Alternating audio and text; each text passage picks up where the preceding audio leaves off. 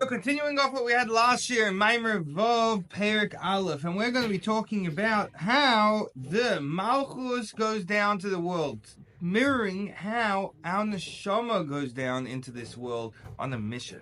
So, this whole mission is for the sake of a ascent. It's just like bungee jumping. I had a teacher once, Rabbi Lowenthal in Australia, is very Chassidus Yid, and every year, every break, we have a summer break, winter break. Every break he'd make the same speech. He'd say that the break's like a trampoline. You're going down, you're going away from school, you're not learning Torah, in order that when you come up, you'll go much higher and have much more strength to learn. So that's what we're going to learn about today. About going with bungee jumping. That. You see we're up to Maamer Vov, Perik Aleph, about a paragraph in. So, Shalidei, is through a person being invested, your neshama coming down, invested in the body and the animal soul. Asher all this it's possible that, God forbid, it will become disgusting. Nevertheless, it will stand in a nisoyo. It will stand up against the challenges. In every detail, and the guy will overcome his spirit of, how do you say tavose, his desires. That he is not drawn after the seductions of the evil inclination. You ever heard of the evil inclination?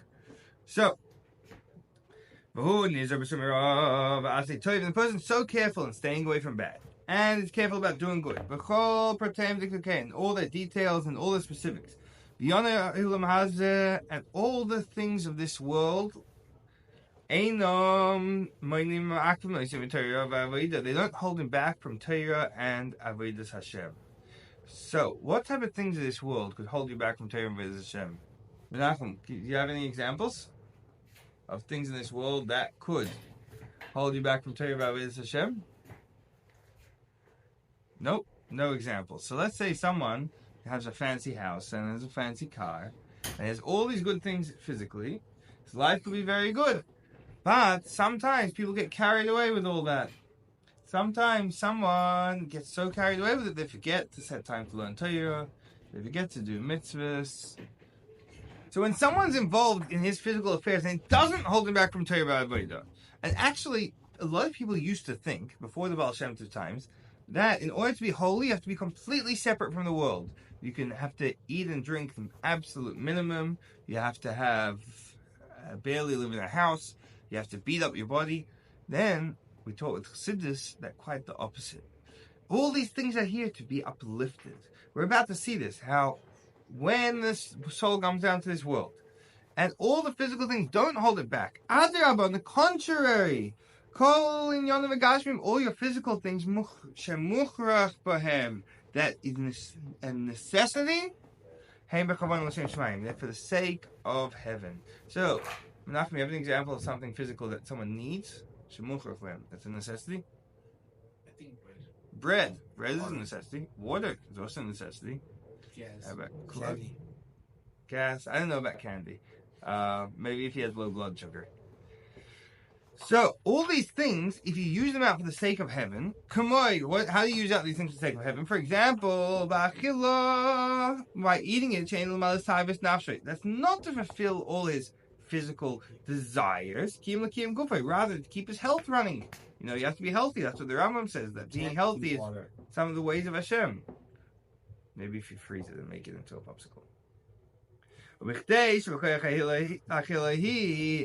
And in order that through this eating, you're able to learn and daven. Now that it's going to say something very important. It's very important to know that through learning and davening, you can uplift all your physicality. How do you do that? When you sit down to eat a nice meal, you'd be like, I'm not eating just because like an animal eats, just because I feel like eating. I'm eating because I need to be healthy. I need to be healthy in order to serve Hashem, to do my mission in this world.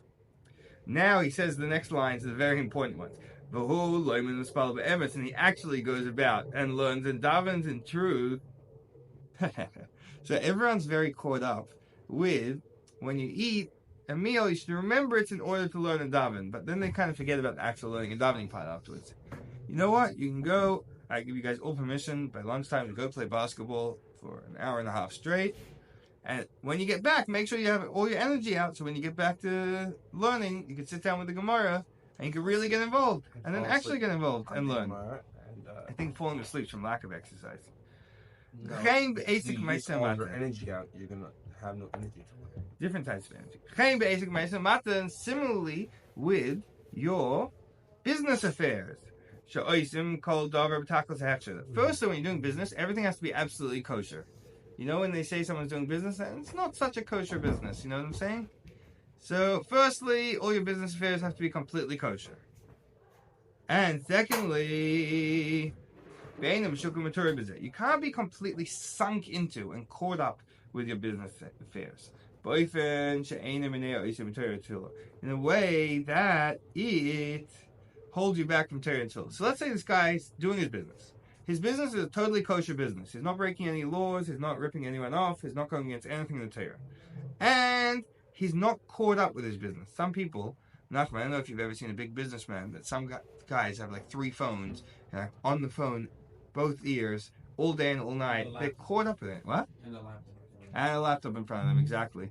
And they don't have a life besides that. So, even this person's not totally caught up in his business to the point that it disturbs him from Torah Tefillah. Rather, he learns, he davens, and 9 to 5 is involved in his business.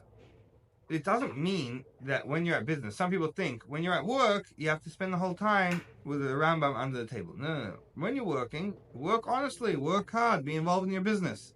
But when you get back from work in shul, you should also learn hard and daven hard. It's very funny. Everyone's like, there was a chassid, Rabbi Yomin Kletzker. Let me tell you.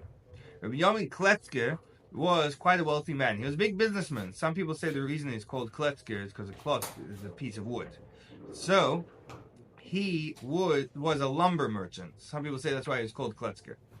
So he was a lumber merchant, and one time he was doing his business dealings, and he was sitting down with a man making a full accounting. And they were writing out a contract, and they were making a calculation. And at the bottom of the long sheet of all his mathematics and calculations of how much money is owed and paid, he writes down, Saka Koil, the bottom line is, Einoid Milvade, there's nothing besides for Hashem. So when the Chassidim heard about this, they said, come on, Rabbi Yomin, let's be honest. It's very nice that you want to be thinking about Hashem, but now when it's time for business, it's time for business. You can't be messing around. You can't be showing everyone that you're such a big chassid or whatever. So he says, no, I don't understand. When you're at shul, when you're davening to Hashem, when you're learning, sometimes you get caught up thinking about business, right? And it happens sometimes, I'm worried about my business. Get caught up, instead of learning the Gemara, I start talking about my business. She's like, so is it so bad that when I'm in the middle of business, sometimes I get caught up thinking about Hashem? So that's a beautiful example of someone that he's not taken over by his business dealings. He's thinking about Hashem. He has a life. He has better things to think about. So, let's talk about this guy. So why is this guy going to work? A guy who's doing a good job with his work, not only is his life not taken over by his work, and not only does he not scam anyone, also the whole point of his work, it's in order to get rich. Okay, come on. It's not just to get rich. It's la'arviach. You have to read the rest of the sentence. Why does he want to get rich? You ready for this? By the way, la'arviach doesn't mean like get rich for the sake of getting rich. It means to make money. V'litin tzedakah, so he can give charity. So he'll have time to learn Torah and daven. That's why he wants to make money. He doesn't want to make money for the sake of making money. He doesn't want to make money to have a big house. He wants to make money so he can give charity. He wants to give money so that he'll have time to learn Torah and daven without any financial worries. His whole work is for a good purpose. Through this,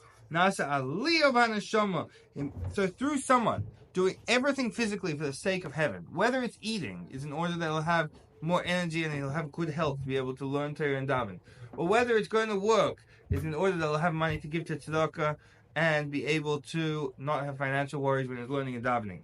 Through all this, through the neshama coming down, and this is physicality, now it gets uplifted. Nasa aliyah by neshama.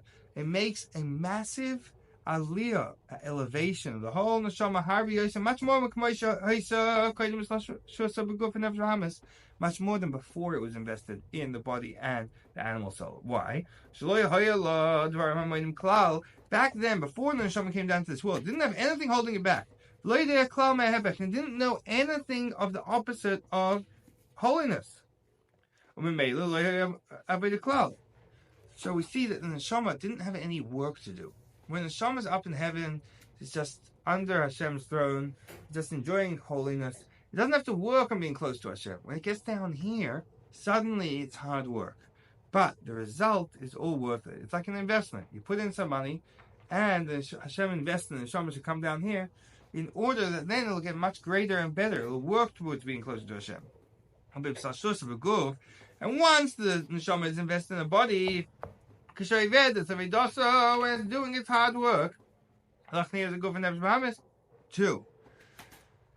Lachnia means to subjugate the body and the animal soul. The body and the animal soul want to act like animals. The guf is Chassidus word. The guf is the letter is Gimel Vav Pei. Guf willst poffen. Body wants to sleep. Or some people say guf willst fressen. Body wants to eat. And I think they're both right. But anyways, but since his neshama is taking control of his body, instead of just wanting to sleep and eat, he's causing it to be perfect in its avodah to Hashem. Through this, Nasa Aliyah G'dayli makes a great Aliyah, a great ascent. And causes incredible pleasure above to Hashem.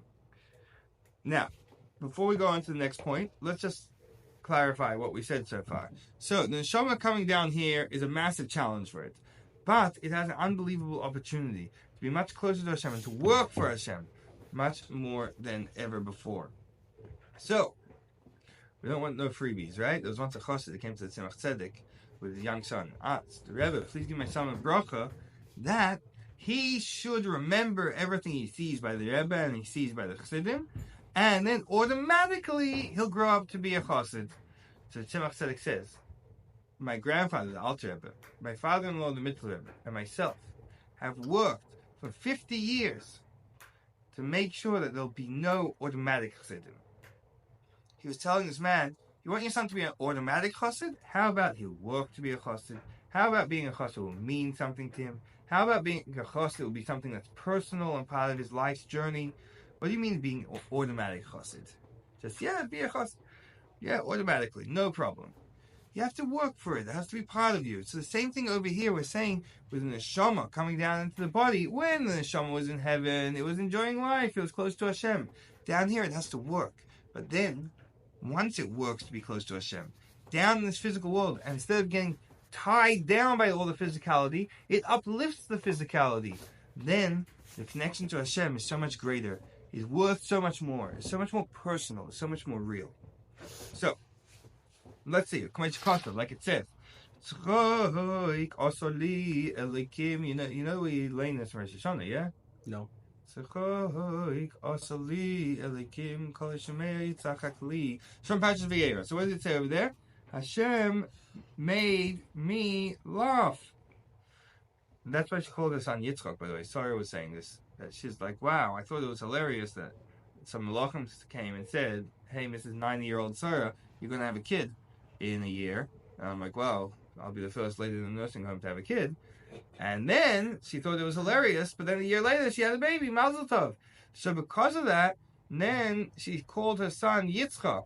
The reason why she laughed the first time and said Tzchoik, and the second time is a bit different. You have to look at Rashi over there. But that's basically the gist of things. So we're going to look at a deeper meaning of this pasuk. That why is Elikim, the way Hashem, we spoke many times about Hashem's different names, different ways He relates to us. Why is it specifically Elikim that makes us laugh, that makes us happy? You would think the opposite. Havaya is Hashem's revelation. Elikim is Hashem's concealment. Why would Hashem concealing Himself make you happy? That doesn't make sense. That's like when Hashem conceals Himself. It's like bad things, it's struggles, difficulties. The Rebbe explains it. Specifically through the name Elikim, that through Elikim, which is how Hashem expresses Himself in the way of concealment, in hiding, where He creates the existence of independent beings. All the physical things, Agashmi of this world, and this materialistic world, that all that comes from Elikim, from Hashem concealing Himself. There'll just be a revelation of Hashem, like the way he reveals himself as Shem Havaya, then we would just be spiritual world. But because there's a world with all sorts of physical and egotistic things, like rhinoceroses, and the bird on the back of a rhinoceros, and the worm on the head of the bird on the back of the rhinoceros, and all sorts of silly things in this world, or more practically speaking, let's talk about there's businessmen in this world who are in a court case against each other, so angry at each other. How could such a thing happen? You wouldn't have such a thing in spiritual realms, only because Hashem hid himself. Because of Bereshis Bar Elokim, it says in the beginning, Hashem created with the name Elokim, which means he had to conceal himself to create a world that feels independent from him. So specifically through this, we're going to say in a second, specifically through this, he makes tzchok. Specifically through our working in a world where Hashem's hidden from us, that's how we cause such pleasure by Hashem. That's how we make laughter. Because we're down and dirty, at the lowest of lows, and from here we elevate and we lift it up. And that's Rahama, similarly the animal soul. It also comes from Shem Elokim, just like the world, like we explained elsewhere. Just through our work down here, by subjugating the material aspect in all physical things. So when you're eating a donut, you can be invested in a donut because it's so delicious, or you can make it a spiritual experience and say, hey, I need to eat this donut so I'll have some energy to continue standing on the street on the night of Hanukkah giving out menorahs to all the people in Manhattan. Or let's say you can go to business and you can be, hey, I'm going to go to business, I'm going to get rich, I'm going to buy a fancy car. Or on the way to business, it'll be like, this is great, I'm going to business, now I can pay my kids' school fees so they can learn Torah every day. Yeah? Leo, seeing this guy actually stays away from evil and does good, practically speaking, specifically from this, it makes Hashem so-called laughter and pleasure. So, now that we figured out that through being down and dirty in the lowest lows, we can pick up to the highest heights. Then tomorrow, once we've discussed this, we're going to talk about how this is parallel also in the supernal cosmos, which is a funny way of saying Malchus Datsilis. That just like the soul comes down in order to get to the highest heights, like a trampoline, we're going to see the same thing of Malchus Datsilis and how we're going to have the revelation by Mashiach of how the lowest will become the highest. I can't wait to find out tomorrow.